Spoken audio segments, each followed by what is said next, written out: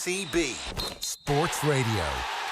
The Rugby World Cup on OTB Sports Radio. With Vodafone, official sponsors of the Irish rugby team. Team of us. Everyone in. Rugby World Cup on Off the Ball. Updates, analysis and opinion across all OTB channels from start to finish. This is OTB Sports Radio. OTB Sports Radio. All right, welcome along. You're listening to the Off the Ball Rugby World Cup show with me, Neil Treacy. Into finals week now. A repeat of the decider from 12 years ago. South Africa against England this Saturday morning in Yokohama. And that final neatly bookends the New Zealand dominance of the last couple of tournaments. South Africa beating England in 2007. Was England's win against New Zealand the most complete performance of the tournament so far? Or were those Japan performances against Ireland and Scotland maybe a little bit better in the grand scheme of things? Or maybe you even think New Zealand's dominance of Ireland, that trouncing they gave them a couple of weeks ago, trumps it another step further. Let me know what you think. Leave a comment on one of our streams. We are live at the moment on YouTube, Facebook and Twitter. And you can also listen to us live on offtheball.com or on OTB Sports Radio, which you can get on the Go Loud app. And a reminder as well, all our rugby coverage here on Off the Ball is brought to you by Vodafone, team of us, everyone in. Now, coming up, we're going to be joined by Telegraph rugby writer and analyst Charlie Morgan. He's been a busy man over the last few days, a couple of brilliant deep dives into England's, how England masterminded that win against the All Blacks. Everything from their tactics at the line-out, the work Steve Borthwick had done, to the role that coach John Mitchell played in defence, their kick pressure, decision-making, everything. Well worth checking those out. We're going to chat to him shortly as well. First, though, your latest World Cup news. South Africa handed a major boost this afternoon with the news that Cheslin Kolbe has made a return to full training. He missed Sunday's win against Wales in the semi-finals due to an ankle injury, but Erasmus said Kolbe is in line to make his return against England if he opts to choose him. They had gone for Sabuna Cozy on the wing against Wales, but Kolbe now fit again, and Erasmus says he does have a full squad of 31 players to choose from for the matchday 23. Cheslin Kolbe, though, probably the only one that is going to make it back into that starting 15. Meanwhile, Jérôme Garcés of France has been appointed. He's going to referee that game on Saturday in Yokohama. He'll be the first ever Frenchman to take charge of a World Cup final. 55 tests to his name down the years. His fellow Frenchman, Romain Poit, Ben O'Keefe of New Zealand will also be assisting him on the day, while New Zealander Ben Skeen will be TMO, while Wayne Barnes is going to referee Friday night's third place playoff between New Zealand and Wales in Tokyo. He'll be assisted by Jacob Pepar and Frenchman Pascal Gauzier, with Marius Jonker of South Africa, the TMO on the night. That could be the last ever test Wayne Barnes referees. He's expected to announce his retirement from test refereeing after this tournament finishes up. He said, he told Off the Ball as well before the tournament, he still has a lot to think about. It was expected he was going to hang up the boots, but we'll have to wait and see on that one. Meanwhile, on another retirement, and just slightly away from the World Cup, Rory Best is going to line out one final time before fully ending his professional career. It's been announced this morning he is going to join up with the Barbarians for their test against Fiji on Saturday the 16th of November at Twickenham. So best luck to Rory Best there. The last chance we'll get to see him before he fully hangs up his boots. Now, before we welcome Charlie Morgan onto the show, Brian O'Driscoll was on OTB AM this morning reflecting on England and South Africa's semi-final wins at the weekend. He says he hopes England can go all the way and win the World Cup. It sounded like you're aiming for an England, or predicting an England victory in a narrow enough game at the weekend, Brian. Yeah, do you know what? It might be a bit unpopular in Ireland, but I hope it's an English victory. I think they deserve it. They're the best team in the competition at the moment. They play the best rugby, and I think it'll be good to shake up the world order. I think it's good that South Africa are back and are a big threat. I think that's important to world rugby, that our superpowers are back playing the way we expect them to play. But on the basis of that semi-final, God, I hope we don't get anything of that standard. That Wales South African semi-final, 81 kicks out of hand, was no advertisement for the game. So I hope that England go out and play expressively the way they have done so far, and get after South Africa. And if they get an early score, I think we might see a bit more of an open game, but I reckon it won't be particularly high scoring. So yeah, I've been mediocre on my predictions so far, so I'm going to go with a 16-9 win to England. Right, do you agree with Brian O'Driscoll? Get your comments into us on all of our streams. Who do you think is going to win this Saturday? Who do you want to win this Saturday? Why do you think they're going to do it? Let us know any of your thoughts and we'll get them across the show as well. Now, Charlie Morgan, rugby writer and analyst with the Telegraph, joins me. Charlie, good afternoon. Thanks a million for taking a bit of time out. I know over the last few days you have clearly been a very, very busy man, based on what I've read from your output over the last couple of days. Enormous detail in it. In short, though, it took an incredible amount of tactical planning from Eddie Jones and his team, and as close to a perfect 80 minutes of rugby that we've seen from England in many a year. Is that pretty much it in short? In a nutshell, yeah. I think it was so reminiscent, the performance as a whole, of the first 20 minutes that England put together against New Zealand at Twickenham in November. And what was so impressive, as a lot of kind of people have said, is just the perseverance and the fact that they managed, they were fit enough and their concentration levels were high enough to keep that going. That was seriously, seriously impressive. So they married all of that planning, all of that detail into just sheer perseverance. And the fact that they managed to keep that up seemed to really suffocate New Zealand, as ever with New Zealand, because they're so good in transition, they're so good off turnover ball. There were hairy moments, but that just spoke to the togetherness of England and the fact that they kept together and got the job done. Mm-hmm. We might as well start right at the kind of start of the game there, because that was the statement England had to make. Those first 2-3 minutes where they eventually went over and got their try through Manu Tuilagi. Quite important to note that they've made a habit of doing this really since 2018. 10 tries in the first 5 minutes of games against Tier 1 sides in 23 games. So 10 tries in the opening 5 minutes of those 23 games against Tier 1 teams. The next best are France among Tier 1 sides with 5 tries in the opening 5 minutes of games. But even to push it on, England, we've seen them start really well over the last year or so in big games. This seemed even more ferocious than normal, though, didn't it? Sorry, Neil, could you repeat that? Oh, sorry, I was just talking about how the start they made, we knew they had to get off to a good start. They've made a habit of getting off to good starts over the last couple of years. As I was saying, since 2018, no team has scored more tries in the first 5 minutes of a game against Tier 1 sides. But this seemed to be a level even beyond the good starts they make. It seemed to be even more ferocious than normal. England love kicking off. They love imparting a lot of pressure on their opposition exit. And they love getting from that. They love getting a set-piece platform to do their stuff with. You think of, again, New Zealand in November, Ireland in the Six Nations. In New Zealand in November, it was a scrum. Ireland in the Six Nations, it was a line-out. Again, this time it was a line-out.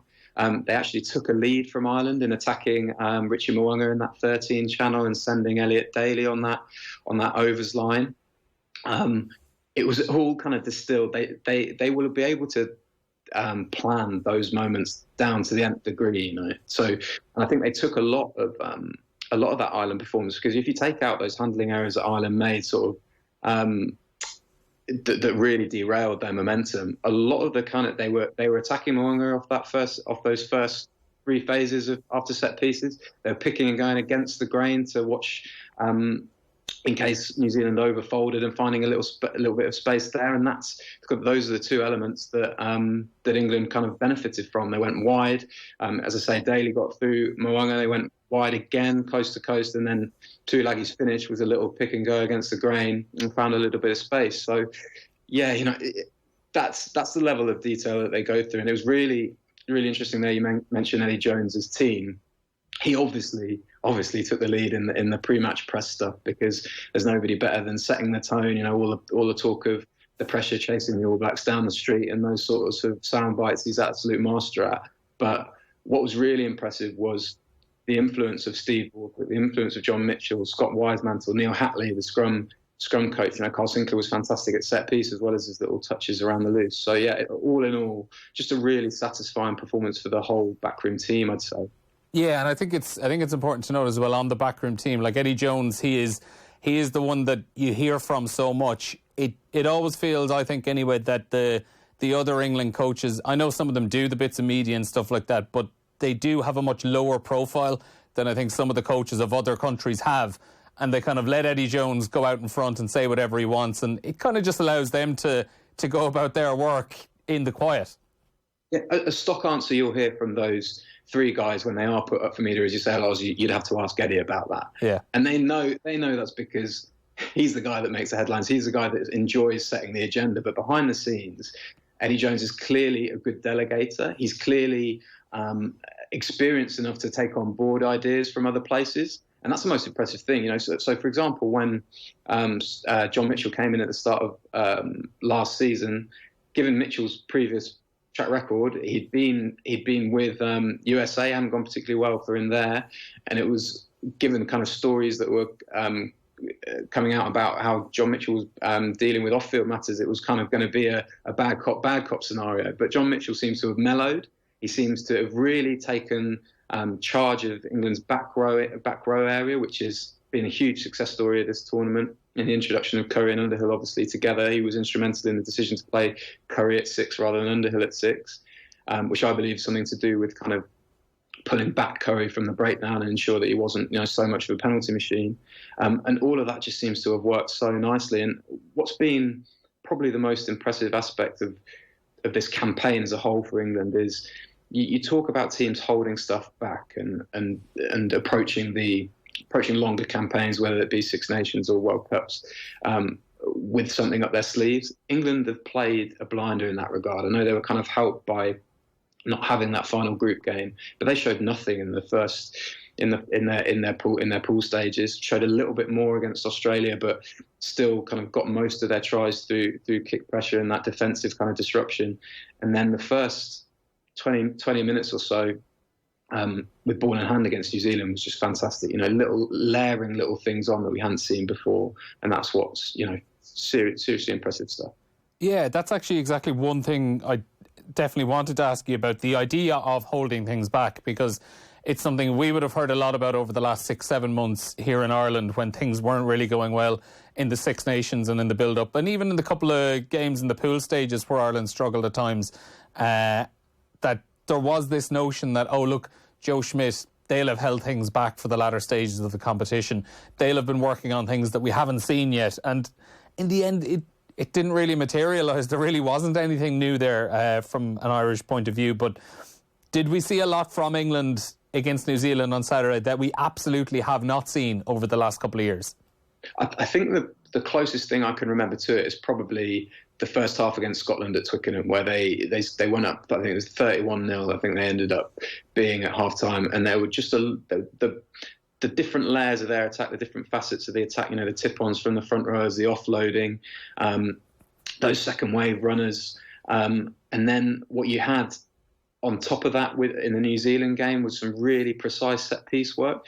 I'm just fascinated by the discipline that it takes to not bring that out in games. Like, for example, if in the first game I was out there for England's first couple of games, and the game against Tonga was awful. It was really stuttering stuff. And it looked like, and you came away from it thinking, if England don't have anything up their sleeves, then it's going to be a real struggle, because that was flat. It was sluggish, and it looked kind of devoid of ideas. And now we kind of know that they must have been holding a lot of that stuff back, a lot of that shape back, and because it can't have just got that much slicker over the time they've been in Japan. Yeah. It must have been things that they're layering on, which is that's really must be fairly tough to do. And is the stuff they were doing, is it detailed enough and kind of specific enough that there really is no way it's something they could have just come up with in the last week? I think it's more a case of letting the handbrake off almost. England in the first 3 games were kicking as much, the second most in the tournament behind Russia, and they were just playing no rugby beyond the sort of the opposition 10-metre line, so further back than the opposition 10-metre line. They were just plugging the corners, putting up high contestables, and living off those turnovers really. And against sides like Tonga, USA and Argentina with 14 men, that was enough. Against Australia, they did the same thing, sort of boxed the Wallabies in. And Australia, because of England's kind of fairly mobile, intelligent backfield coverage, they really struggled. They had the intercept try, had a lot of platforms that England got through poor exits from Australia. But against New Zealand, as we saw from the off, there were those offloads, they were throwing those offloads, they were sticking.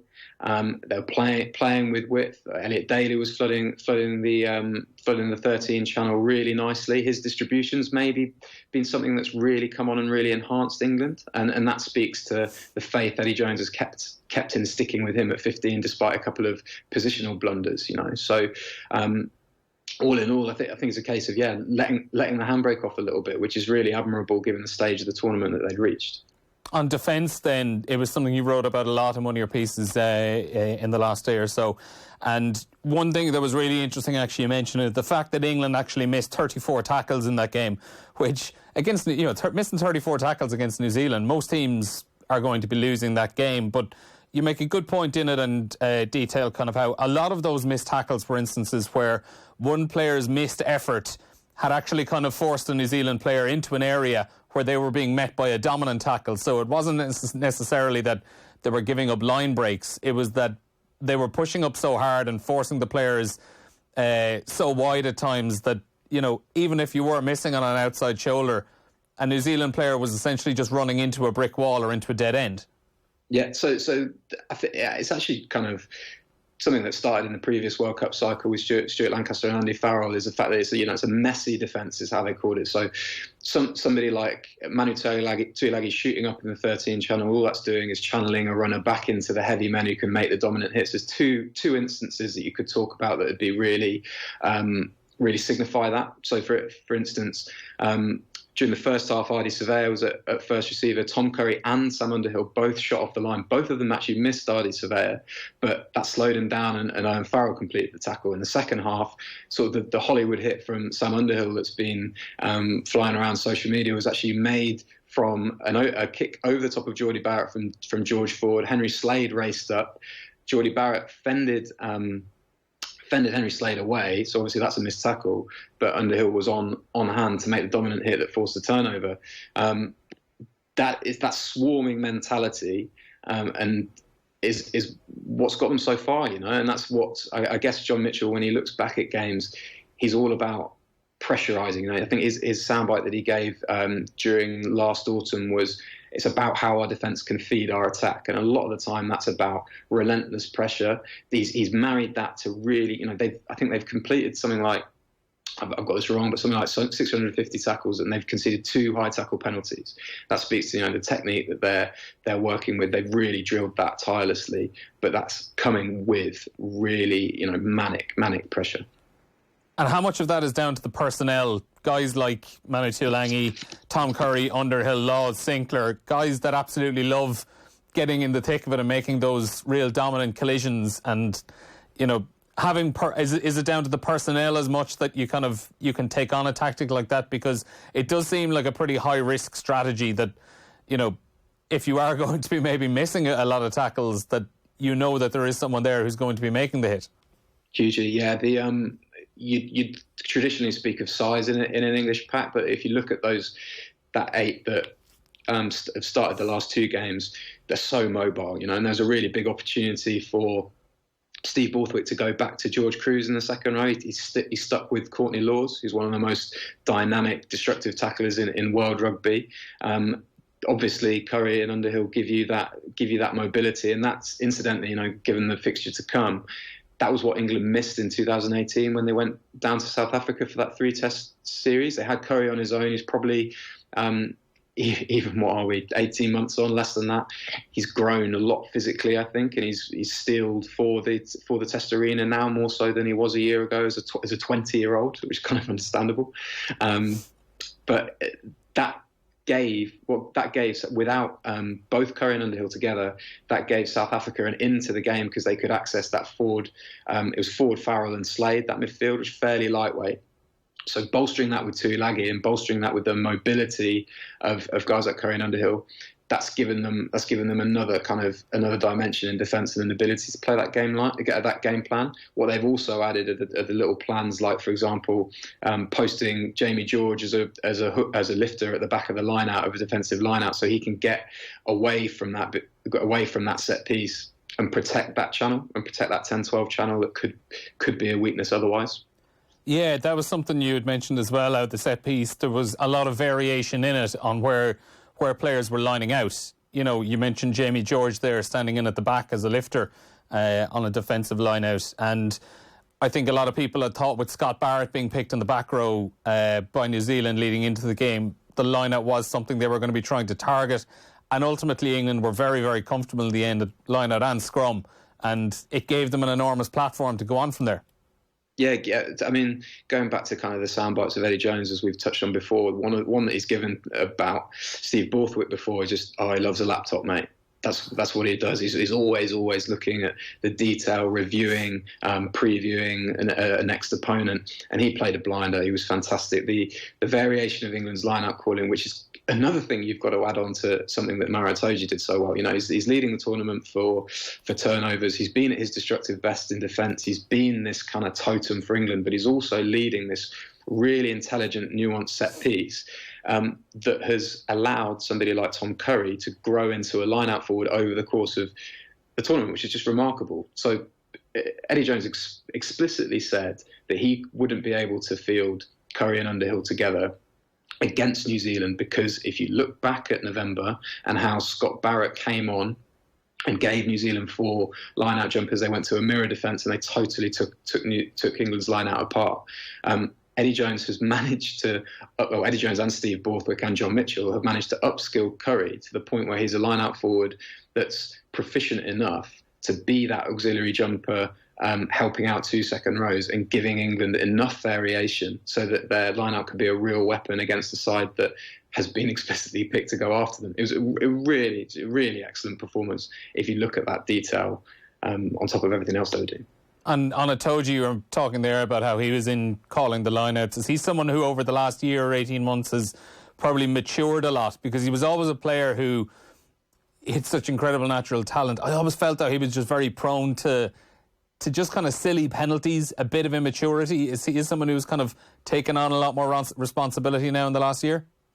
I'd say so. I think he's been asked about that a couple of times in the media, and he's fronted up and he said, "Look, I'm asked to lead the charge almost. I'm given that enforcer role when I play for England." And he has given away poor penalties. I think in both of Saracens' in the domestic final, in the Premiership final, and in the European final, he was yellow carded in both of those games for offside penalties close to Saracens' line. He seems to really have cleared that up for this World Cup in particular.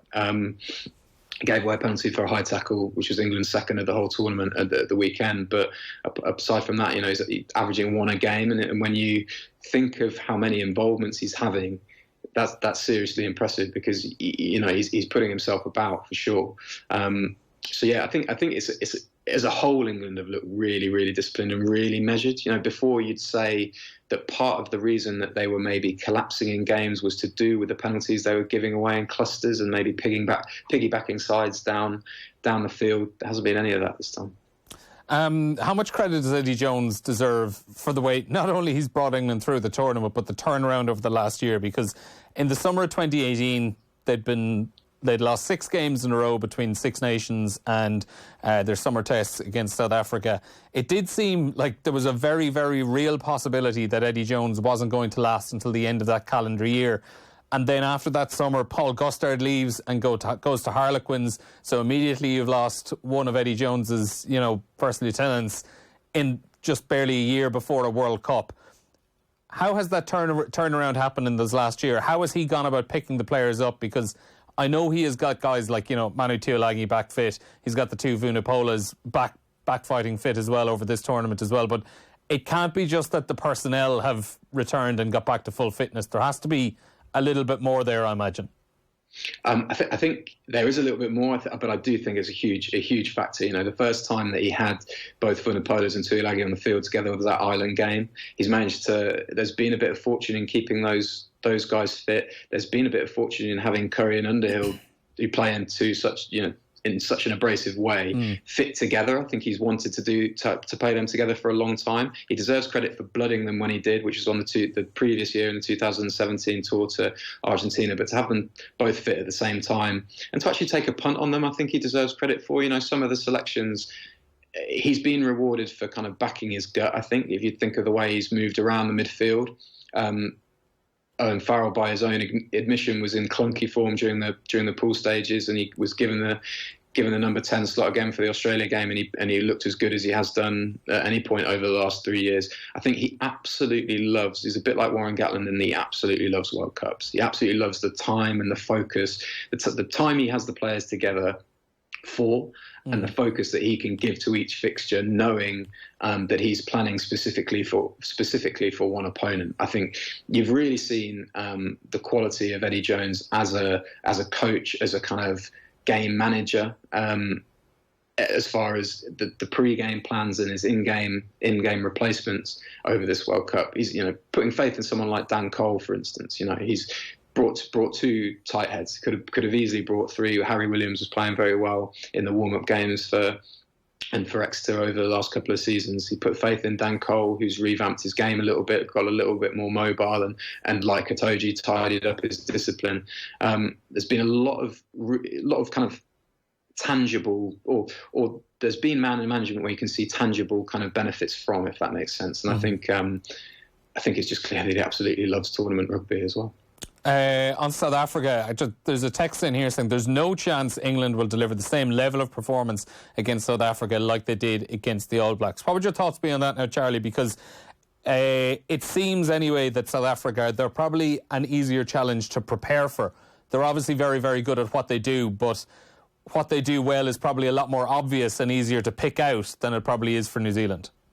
Yeah, I think that's it's a valid point. I think there would be a lot of emotional energy expended by England during that semi-final against New Zealand. You only had to look at Tom Curry's face at the final whistle. He just looked totally drained. Having said that, as we said before, England have just paced this campaign so well. I think on South Africa, it's really interesting. I think if they play the way that they did against Wales, I think England will be fine. I think if they play the way that they did against England a year ago, which was, real physicality. Obviously, they're going to bring that real physicality through midfield, getting at the Ford Farrell axis, that giving them a little bit of momentum. And then if you have Faf de Klerk, instead of kicking everything away, if he's buzzing either side of the ruck, and you've got Vinny Leroux doing the same, which he was during that tour, and which he hasn't been to the same level during this tournament. He's a key guy for me, Vinny Leroux, somebody who can really help out Andre Pollard. I think on the defensive side of the ball, South Africa will be fine, they'll be effective. Those guys they bring off the bench, just They can effectively bring off two of the best jackling threats in the world in Malcolm Marks and Francois Lowe off the bench, and that proved eventually with a kind of slightly iffy penalty to be the difference against Wales. But so I think England will have to get off to a little bit of a lead. I don't think they'd really want to chase the game against South Africa, given that 6-2 split for South Africa that seems to be working really well. But I think it's a completely valid point to say that it'll be tough for England to back it up, but you've really got to respect the way that England have paced themselves, and you'd think that with that in mind that they have something else for the final as well. Yeah, there's a couple of other in here as well. South Africa will surely boss Ford out of the game, something New Zealand didn't do. That is coming from Myth. You mentioned the Ford Farrell axis. Are we going to assume Ford and Farrell is going to be the combination he's going for this Saturday? No chance of him going back with, Ford as what he likes to call the finisher and bring in Henry Slade. Damien Dialende is obviously the big threat in the centre for South Africa. He's given England a lot of trouble as well over the last couple of times they've played him. Yeah, and this is something I have no idea on, I'm afraid. I've tried to second guess his midfield. Is that one of the strengths he actually has now at the moment, that you can't just automatically assume it is going to be Ford and Farrell? There is the off chance he might change things up like he did in the quarter-final.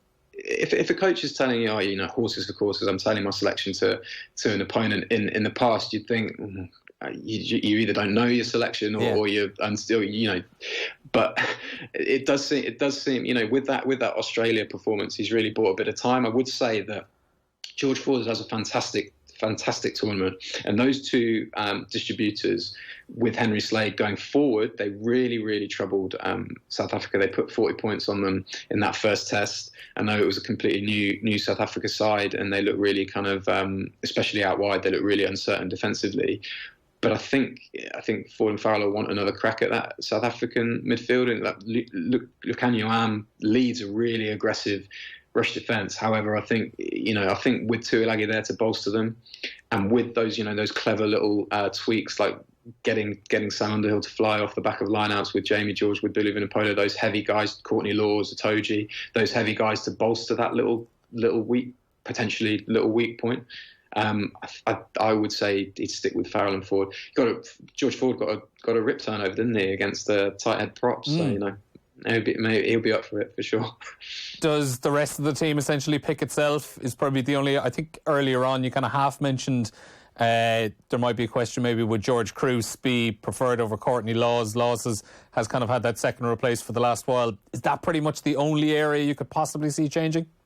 Yeah, I'd say so. I think Johnny May's been struggling with a hamstring, and he only got 45 minutes, didn't he? The sounds are that he's fine though, and that Farrell, he's going to be playing whatever. He was on one leg for most of that semi, but I'm fairly sure he'll be fine. That's been a testament that Cruz. I really rate George Cruz as far as fantastic technical rugby player. He's got a huge engine, but that's testament to how well Courtney Laws is playing. He's been brilliant, and so yeah, I'd say though that 10-12, we'll see, but for Farrell for me, I think. Is there an area in the South Africa team that you think could cause England a lot of problems? Yeah, for sure. Just how that line-out maul's looking awesome, looking really muscular. I would say that if Leroux, as mentioned earlier, if Leroux's on top form, if they stick with him and they put faith in him to replicate what he was doing against England.